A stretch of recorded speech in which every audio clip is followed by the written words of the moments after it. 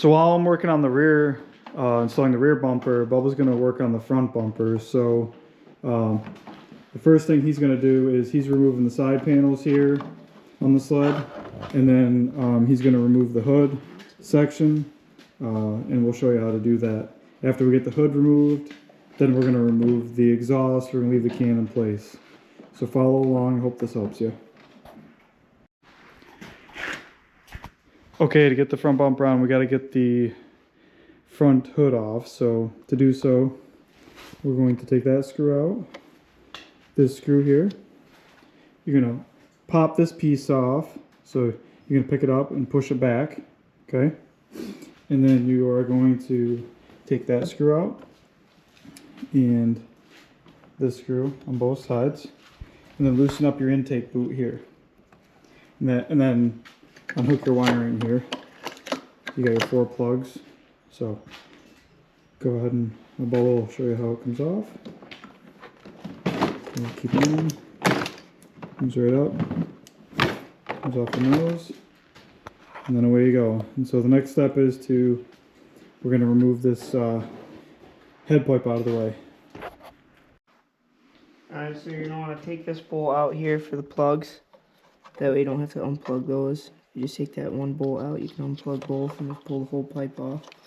And then you got to pull your springs off. I think there's 4 here and 1, 2, 4 down there. Wow. They kind of stuck. But, yeah. And then pull the pipe off. What tool did you use to get it off? Oh, spring puller. Use a spring puller to get those off. Oh, yep, we got the BRP spring puller. Does that help? A little. Knuckles still hurt a little bit, but. Yeah. So yeah, just pull your springs off here, off the head pipe. What we're doing right now, kind of demonstrate. I can make it a better angle. Camera on in the way. There you go.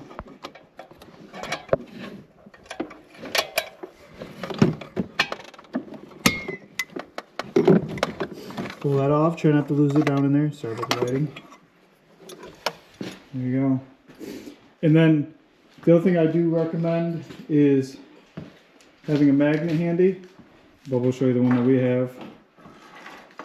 Oh, he's got a bunch of stuff stuck to it. So have a magnet handy so that you can get down in there, because it's inevitable that you're going to lose something down in there while you're working on the sled. So now we're going to remove the pipe. So you do have to remove the bolts here and here to get the bumper out, and then we're going to drill out. There's a pop rivet there and there, and on this side as well.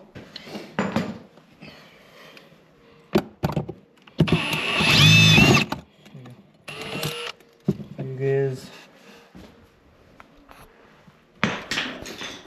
Alright guys, comment below if there's a better way. We also tried some vice grips, long like needle nose vice grips, and tried to pinch it. Couldn't get a real good bite on it, so we just used a drill bit, got it cut enough, and then tried to kind of shear it off with a screwdriver.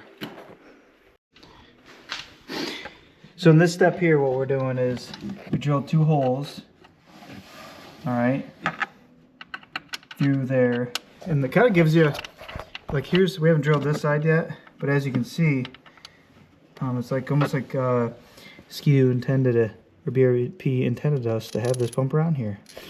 And then what we're going to do is on this side, we're going to push our bolts from the outside in. Then we're going to attach that bracket. It doesn't fit. We're going to attach this bracket right here, like this, once we get the bolts through. And so we've got the holes drilled, 3/16 drill bit here. And then you can use the smaller bolts, the stainless steel, with the nylon washers. Don't use the black ones. Don't use those ones there. I almost did, and I caught myself. So do that on both sides. Don't tighten them down yet to get everything mocked up. So we got to poke through the holes here. Just got them mocked up. The nuts and bolts are loose right now. On here, we're not going to cinch down just yet. And right now what we're going to do is I'm going to drill the 1/4 inch holes and then take these black bolts, run them up through there with a knot in the back side.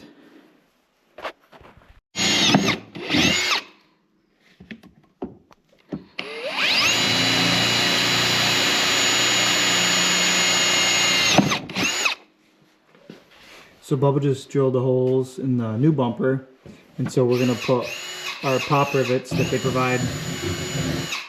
We're gonna put pop rivets in here that they provide. So here we got one done already, just to show you in there to kind of secure everything up. We got everything snugged up. All bolts are tight. So just kind of give you an overview of what it looks like.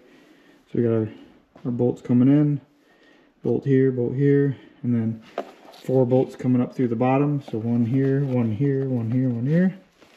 And then obviously pop rivets here, which feels pretty sturdy. So far, that's what we got. And then just be careful. We got a little sidetrack, got ahead of ourselves. We tried putting the bumper in there. That's where the plastics go. It goes in here. Don't get distracted.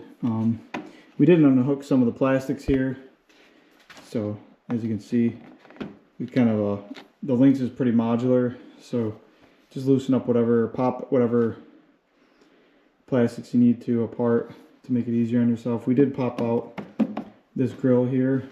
So there's a few bolts, or not bolts. There's a few like tabs. So we popped this out. Careful you don't break it right here like we did. We did pop that out. I don't think it was necessary, but we're trying to figure out how to get this in here the easiest way.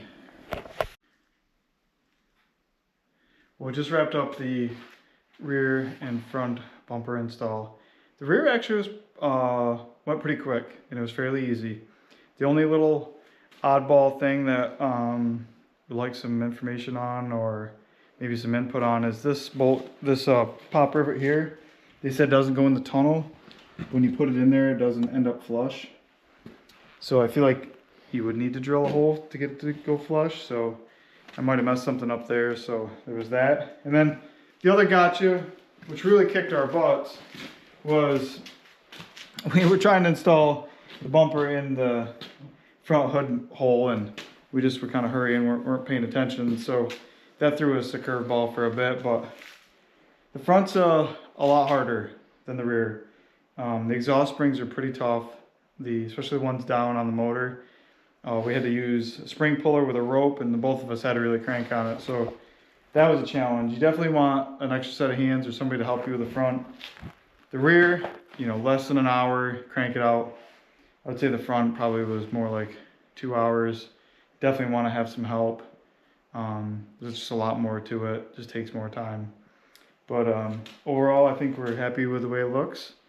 The Ski-Doo Octane Blue with the red, I don't think looks half bad. But I hope this video helps. Hey, any tips or tricks, please comment below. Thanks for watching.